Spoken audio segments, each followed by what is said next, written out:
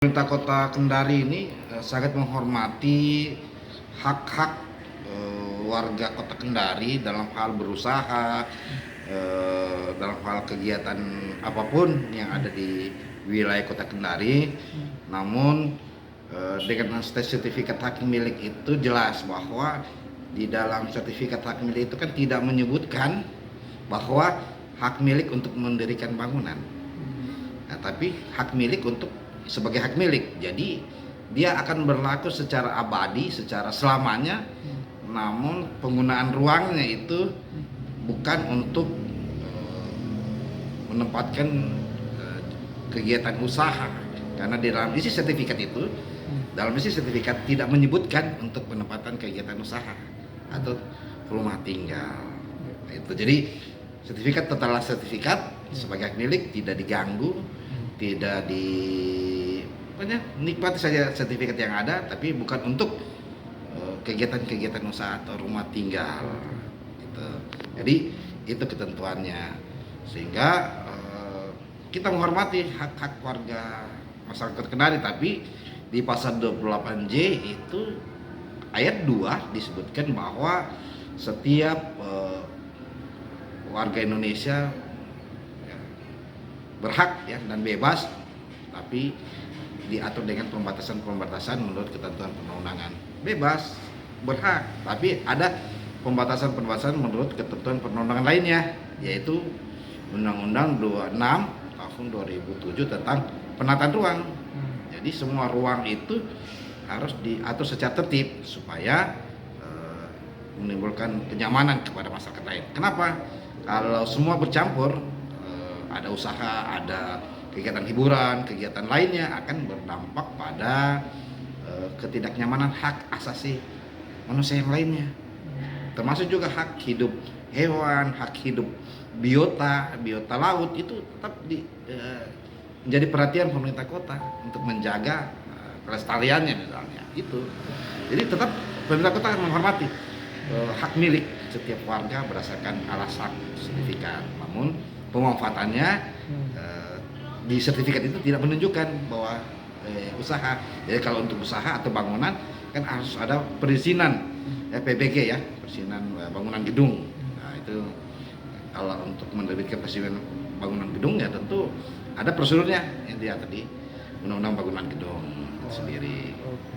Sudah berjalan sejak lama, termasuk juga pelang-pelangnya itu sudah dipasang. Cuma informasi dari teman-teman Dinas Pekerjaan Umum dan Penataan Ruang itu dicabut. Nah, sehingga prinsipnya sosialisasi itu kemarin, penertiban, penataan ulang itu adalah sambungan dari sosialisasi sebelumnya, penyampaian sebelumnya gitu. Jadi atas dasar itu pemerintah kota yang memberikan surat kepada warga bahwa tata ruang tersebut bukan tata ruang untuk jasa dan usaha, untuk kegiatan jasa dan usaha. Jadi masih ada tempat-tempat lain yang mungkin akan kalau koordinasi, jadi pedagang itu atau jenis usaha itu, pedagang kalau ingin menempatkan sebuah ruang sebaiknya koordinasi dengan Dinas Pekerjaan Umum, PTSP, untuk memastikan apakah tempat itu bisa didirikan sebuah jenis kegiatan usaha atau tidak. Itu saran. Jadi saran kepada masyarakat Kota Kendari itu sebelum menempatkan usaha lokasi harus berkonsultasi kepada pemerintah yang mana ruang-ruang yang dapat ditempati untuk jenis kegiatan usaha itu sendiri. Saya dari Kepala Bagian Hukum mewakili pemerintah Kota Kendari melakukan sosialisasi berkaitan dengan Perda nomor 1 tahun 2012 tentang RT RW Kota Kendari.